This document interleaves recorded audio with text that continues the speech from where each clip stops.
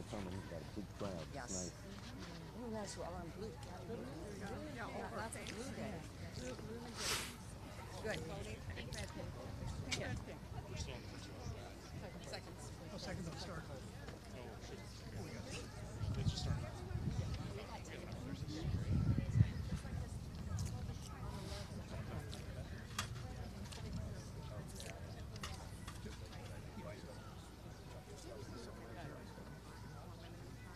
Okay, good morning.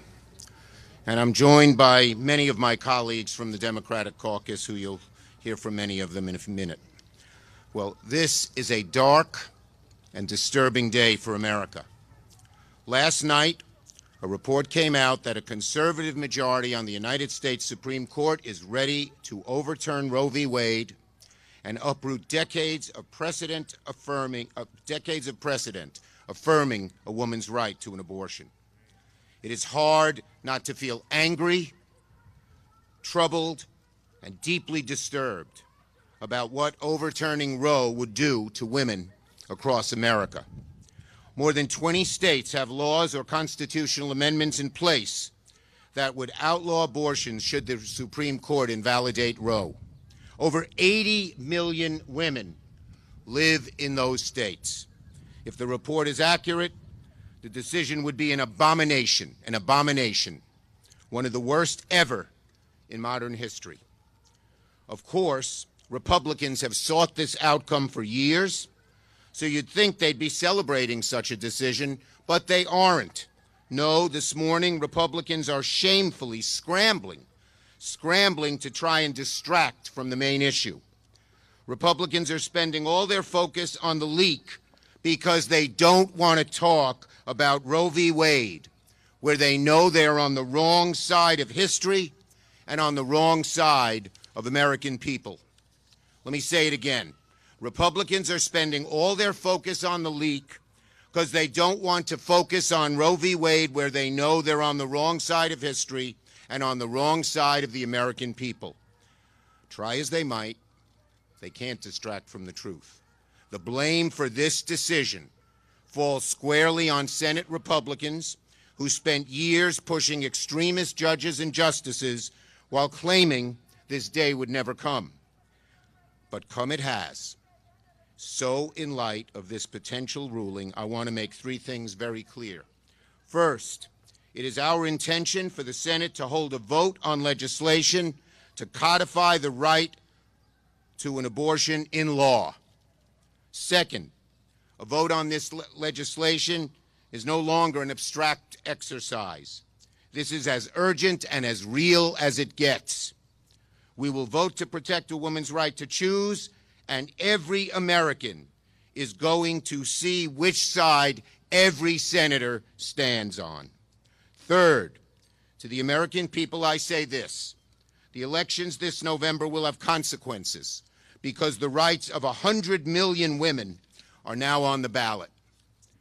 To help fight this court's awful decision, I urge every American to make their voices heard this week and this year.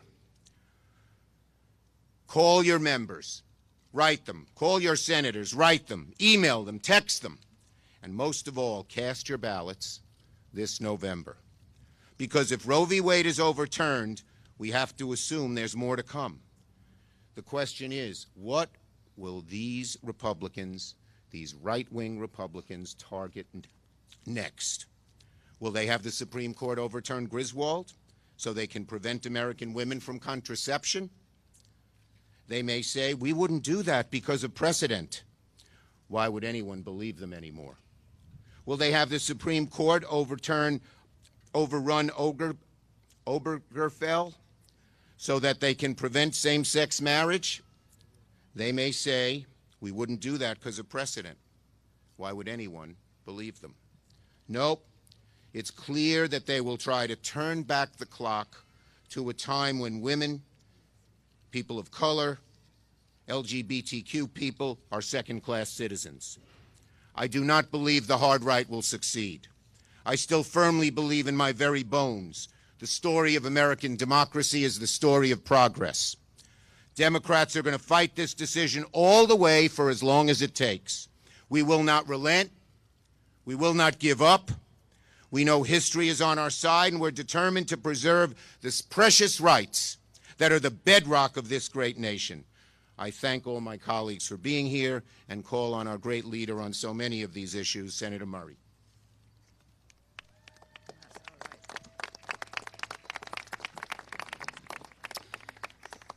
Thank you.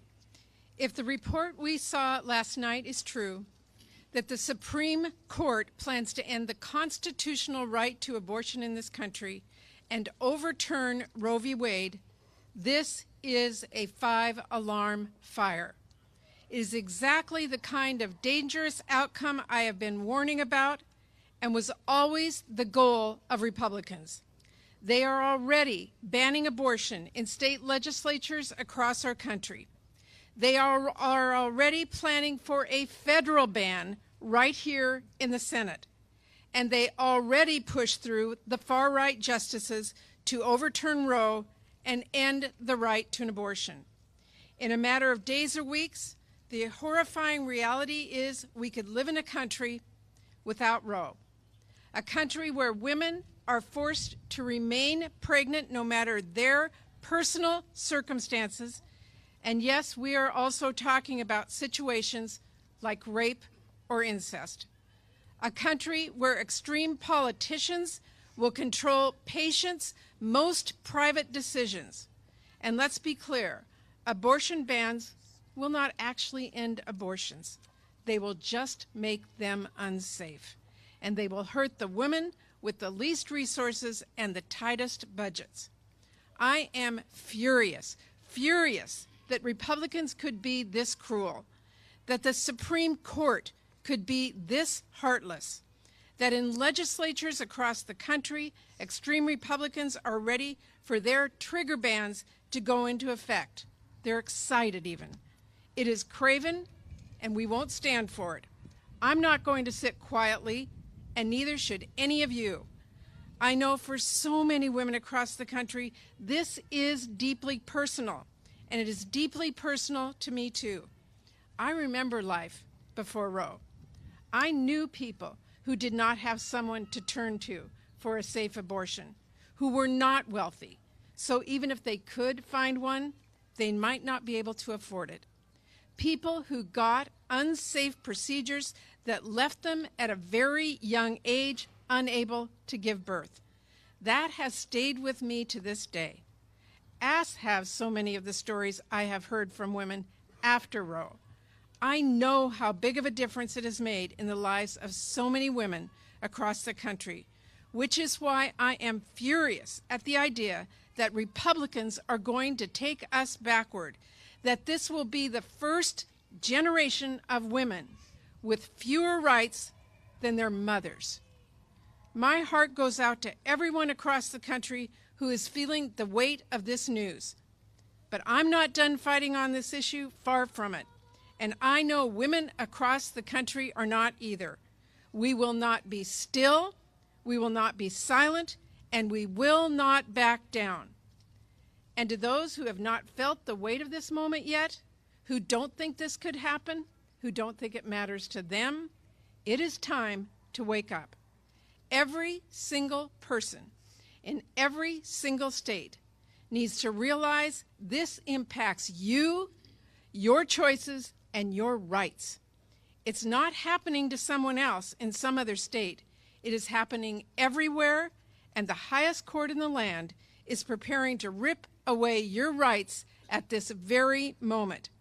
We need to fight back with everything we've got right now. We need a pro-choice majority in the Senate. We need to protect our pro-choice majority in the House.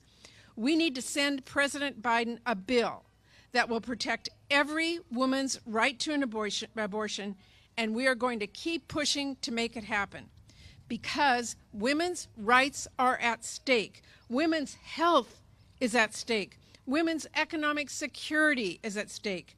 Women's lives are at stake. Thank you.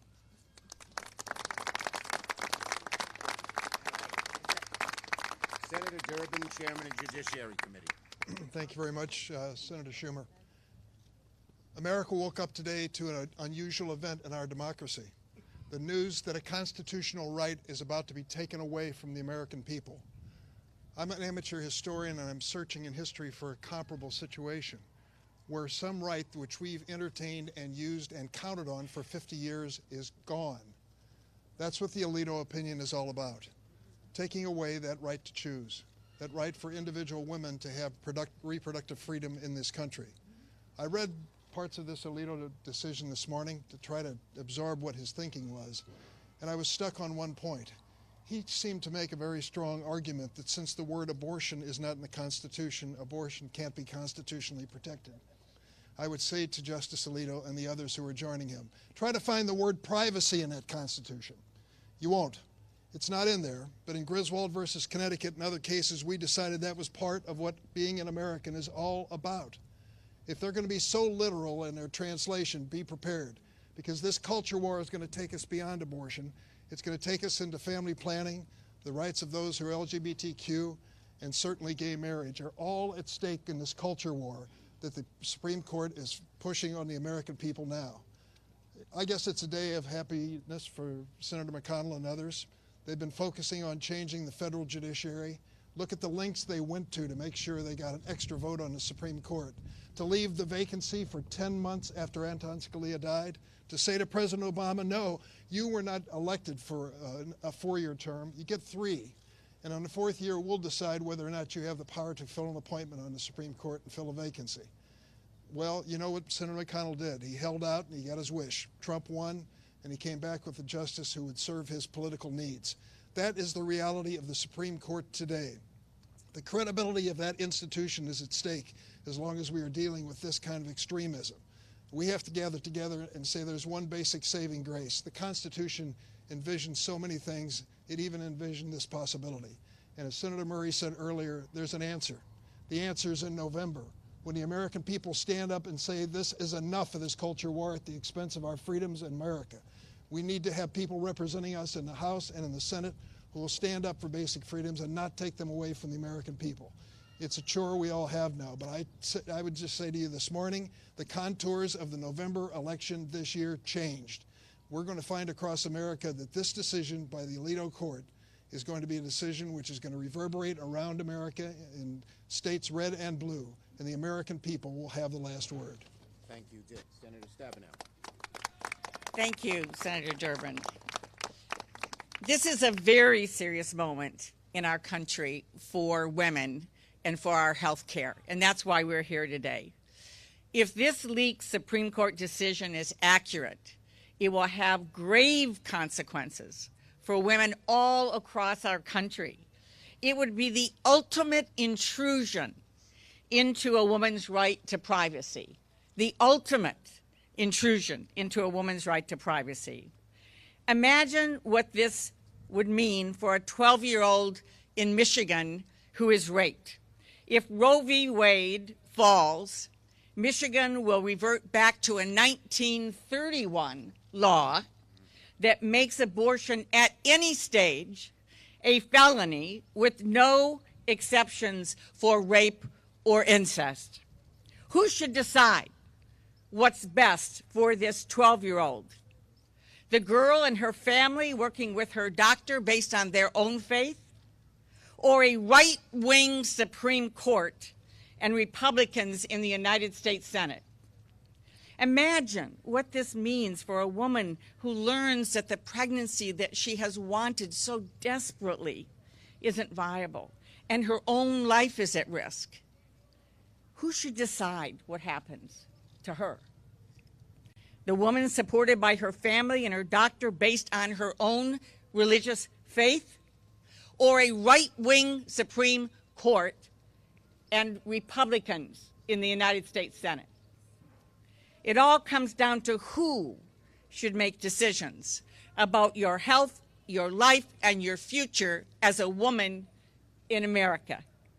Right-wing Republican lawmakers, right-wing members of the United States Supreme Court, or you as an American woman?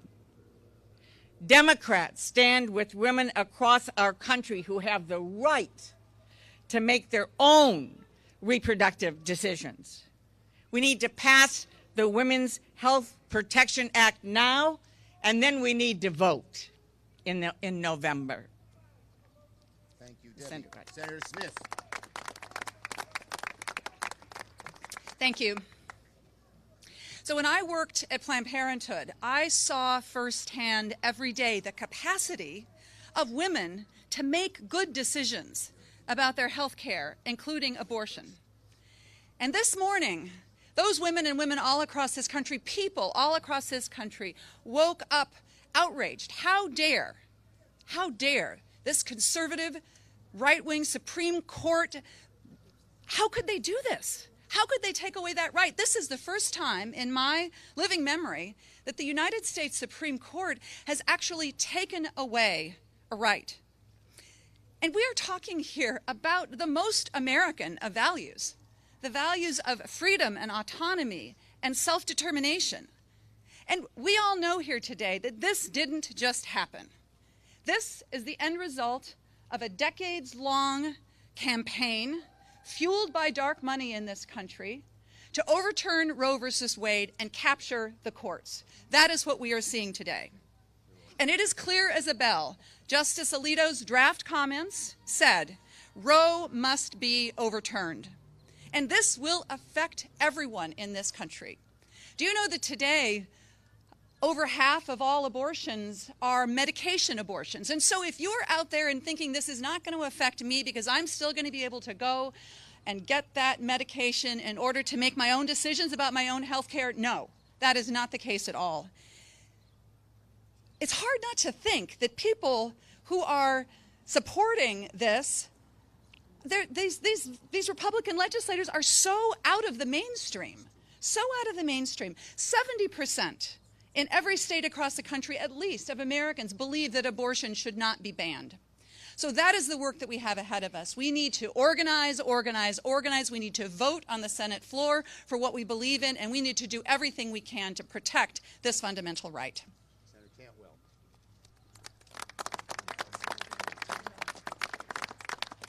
Democrats have been fighting for Americans' health care rights, and Republicans have been trying to overturn them. They've tried to overturn the Affordable Care Act, and we have stopped them. And now you don't hear them talking about that because they now want to talk about taking away women's reproductive health care rights.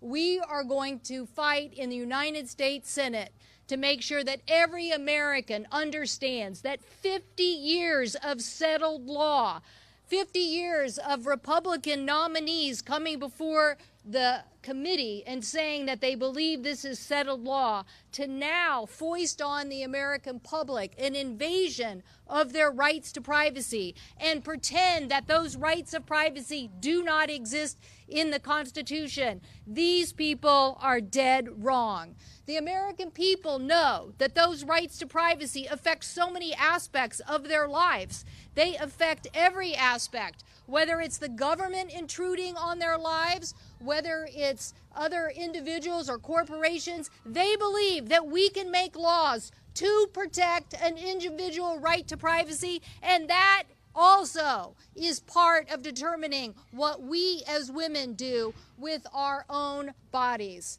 So the American people, the majority, as my colleague just said, the majority of American people support this policy as settled law. The majority of states support this as settled law. And now we just need a few men on the Supreme Court to come clean about the intentions that they never made clear to a Senate Judiciary Committee, and have our Republican colleagues come clear about this, because they are overturning your constitutional right, and we in America, the women of America, will march to protect these rights on behalf of all of us.